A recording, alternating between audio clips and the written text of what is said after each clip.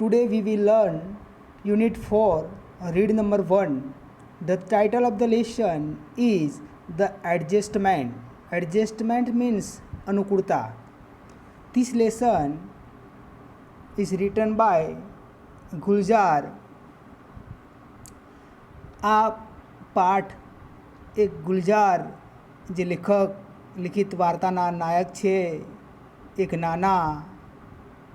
આ વાર્તા આલેખાયેલી આ નાનાની જે દોહિત્રી રચના દ્વારા એક નાના નાનીને સંતાનમાં માત્ર એક દીકરી જ છે. બે સંતાન બાદ પણ દીકરીનો પતિ બીજા લગ્ન કરે છે અને નાનીથી આ ખમાતું નથી.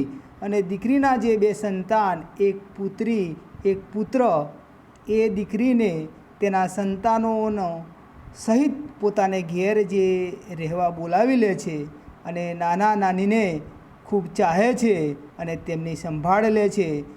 નાની અને નાની વાતોમાં ઝઘડી પડતા નાના નાની એ પાત્રનું સુંદર સરસ આલેખાયું છે. અને નાની પહેલાં જે નાના પહેલાં જે નાની મૃત્યુ પામે છે અને જેની ગાઢ માનસિક અસર આજે નાના પર થાય છે. અને નાના દેખીતી રીતે આ કોઈ કુટુંબના સભ્યોને કળવા દેતા નથી, પરંતુ રૂમમાં જ પોતાની જાતને સીમિત રાખી બંધ કરી અને સતત નાનીના જ વિચારોમાં ખોવાયેલા રહે છે. અને નાનાના વગર દોહિત્રી પોતાની જે આ વર્તન જે છે એ એને ખબર પડી જાય છે અને નાનીની પથારીમાં જ સૂઈ રહેવું. નાની લેતા એ બધી વસ્તુઓ, કપ સિરપ ને જે બાટલીમાં ઢાંકણ લેતા હતા, જે વસ્તુ નાની કરતા હતા એ બધું તમામ વસ્તુ એ નાના કરવા લાગ્યા અને છેવટે એક માનસિક રોગનો એ પીડાતા થઈ ગયા. અને એ પ્રમાણે આપણે આ પાઠની અંદર આપણે જોઈશું મિત્રો શું છે, શું કહેવા માગે છે તે. It was a mistake not to take nana our grandfather to the funeral of our grandmother, our nani. ફ્યુનરલનો મતલબ થાય કે જ્યારે વ્યક્તિના જે મૃત્યુ બાદની જે અગ્નિદાહ આપવામાં આવે તેને ફ્યુનરલ કહેવામાં આવે છે. તો એમ કહેવા માગે છે કે એ અમારી ભૂલ હતી કે અમે નાનાને અમારી નાનીના અંતિમ સંસ્કારમાં ન લઈ ગયા. એ અમારી ભૂલ હતી. ગો ટેક હર અવે, whisper into her ears that I too am on the way, not far behind. Tell her I will see her in the beyond. શું કહે છે મિત્રો? ગો ટેક હર અવે, જાઓ, લઈ જાઓ આને. whisper into her ears that I too am on the way. શું કહે છે? એને કાનમાં કહેજો કે હું પણ એના સાથે એની પાછળ આવી રહ્યો છું. નોટ ફાર બિહાઇન્ડ, હવે દૂર નથી અથવા તો બહુ વાર નહીં લાગે. Tell her I will see her in the beyond, એટલે અહીંયા બીજી દુનિયા જે લોક છે કે જે મૃત્યુના પછીની જે દુનિયામાં જવાય એના માટે શબ્દ વાપર્યો છે બિયોન્ડ. તો એને કહેજો કે હું દુનિયામાં એને ફરીથી બિયોન્ડ એટલે મૃત્યુ પછીની જે દુનિયા છે ત્યાં હું એને મળીશ. With heavy hearts, with hoist nani's bier over our shoulders. With heavy hearts, ભારે હૈયે, બહુ દુઃખ સાથે અમે નાનીની, હોસ્ટ એટલે ઉચકવું એવું શબ્દ છે અહીંયા. નાનીઝ બિયર એટલે ઠાઠડી, બિયર એટલે ઠાઠડી, જે માણસ મૃત્યુ પામે અને પછી જે એને સુવડાવવામાં આવે છે જે લાકડાની બનાવેલી હોય છે એના પર, એને ઠાઠડી કહેવામાં આવે, બિયર કહેવામાં આવે, શબ્દ વાપર્યો છે. તો hosted નાનીઝ bier over our shoulders, બહુ દુઃખ સાથે અમે નાનીની ઠાઠડી અમારા ખભા ઉપર, શોલ્ડર એટલે ખભા ઉપર ઉચકી. આઈ ટર્નેડ ટુ લુક, ને મેં ફક્ત એક વખત પાછું આવીને જોયું, જસ્ટ વન્સ, એક વખત, and found nana stepping away from the balcony in two the room, pulling the door shut after him. અને મેં જ્યારે એક વખત પાછું આવીને જોયું તો નાના તરફ જોયું તો શું કરતા હતા? નાના બાલ્કનીમાં ડગલું પાછું ભરીને દરવાજો બંધ કરી રૂમમાં જતા રહ્યા. Pulling the door shut after him. He had live with nani for over half a century. seen her a radiant face every day of those years. Radians face એટલે ખુશખુશાલ. રેડિયન્સ ફેસનો મતલબ થાય ખુશખુશાલ ચહેરો. કે તેઓ નાની સાથે 50થી વધારે વર્ષ સુધી રહ્યા હતા, હાફ સેન્ચુરી. અને તેમણે નાનીનો ખુશખુશાલ ચહેરો વર્ષો સુધી દરરોજ જોયા કર્યો છે. Radiant face every day of those years. He must have been, what, about 85, and yet he would find something to grumble at everything Nani did. તેઓ લગભગ 85 વર્ષના હતા. છતાં પણ આ ઉંમરે એમણે નાનીને કોઈ કામ કર્યું હોય તેમાં ભૂલો કાઢી નાની વઢ્યા હશે. ગ્રમ્બલ એટલે વઢવું, નાની Babu. He would keep quibbling with her as if they were two people who had just married in the first flush of love and were still discovering each other. શું કહે છે મિત્રો? કે જાણે કે તેઓના લગ્ન હમણાં જ થયા હોય. મેરિડ ઇન ફર્સ્ટ ફ્લશ એટલે હમણાં જ લગ્ન થયા હોય અને પહેલાં પ્યારની જેમ, જે ફર્સ્ટ લવ પ્યારની જેમ એકબીજાને સમજવાની કોશિશ કરતા હોય તેમ નાની વાતોમાં એકબીજાની જોડે શું કરતા હોય છે? દલીલો કરવા જોઈએ છે. એટ ટાઈમ્સ અ પેટી કોરલ વુડ પુશ ધેમ ઇન્ટુ લોંગ સાયલેન્સ. પેટી કોરલ એટલે ક્યારેક નાના જે ઝઘડાઓ, કચકચ. તો ક્યારેક આ વાતમાં બિનજરૂરી કચકચ તેમની વચ્ચે લાંબી શાંતિ લાવી દેતી હોય છે. લોંગ સાયલેન્સ આપણે ઝઘડો થાય ને કેવા બે વચ્ચે જુદા બોલવાનું બંધ થઈ જાય તેવી રીતે સાયલેન્સ થઈ જાય, બંને એકબીજાને બોલે નહીં. They would stop talking to each other for days together. તો તેઓ એકબીજાને બોલવાનું બંધ કરી દેતા. When we would try to intervene all nana would keep It happens, son, it happens. It takes time to adjust to each other. જ્યારે અમે તેમને દરમિયાનગીરી કરતા હતા, મીન્સ કે ઇન્ટરવર્ટ કરતા હતા, ત્યારે શું કહેતા હતા કે પ્રયત્ન કરતા ત્યારે નાના કટાક્ષમાં કહેતા કે દીકરા એવું તો બને, એકબીજાના અનુકૂળ થતાં સમય લાગે. It take time to adjust to each other. It was fun listening to him talk. તેમને વાતો કરતા સાંભળવા તે આનંદ હતો. Listening to him talk. Mother would always reprimand us. You people provoke him and my mother has to bear the burn. શું કહે છે કે મારી માતા હંમેશા અમને ઠપકો આપતી હતી. રિપ્રિમાન્ડ અસ, રિપ્રિમાન્ડ કરવું એટલે શું કરવું? ઠપકો આપવો. રિપ્રિમાન્ડ અસ, અમને provoke him and my mother also bear the brunt. કે જે અમને ઠપકો આપતી ત્યારે તમે લોકો શું કહેતા હતા કે nani would whoosh out a few words together from her toothless mouth. કે તમે નાના છોકરાઓ ઉછેરો છો, મારી માએ સહન કરવું પડે છે. અને તેઓની માં જ્યારે આટલું અમારી નાની જ્યારે બોલતા હતા ત્યારે એમના જે દાંત વગરના જે મોઢાથી જ્યારે શબ્દો ધીમા અવાજે બોલી કાઢતા હતા. Be grateful that I gave you 2 grandson. શું કહેતા? આભાર માનો મારો કે તમને મેં 2 પૌત્રો દીધા છે. Now for the love of god just shut up.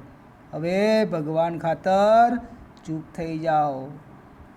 My brother and I were at a very young. મારો ભાઈ અને હું જ્યારે સાવ કાચી ઉંમરના હતા. Impressionable age when our father married a second time. ત્યારે અમારા પિતાજીએ બીજી વખત લગ્ન કર્યા હતા. He would often arrogantly parade into the house with his new wife. અને તેઓ અનેકવાર તેમની નવી પત્ની સાથે ઘરમાં છાતી કાઢીને આમ પ્રવેશતા હતા. Arrogantly parade with his new wife. Mother was helpless. મારી માતા ત્યારે એ બાબત લાચાર હતી, કશું નહોતા કહી શકતા. There was nothing she could do about it. But nani fought with her and scoop the two of us into her arm and brought us into her house, saying, you want to rot here, do so, but I am not letting my grandchildren stay here to get thrashed by their stepmother. શું કહેતા?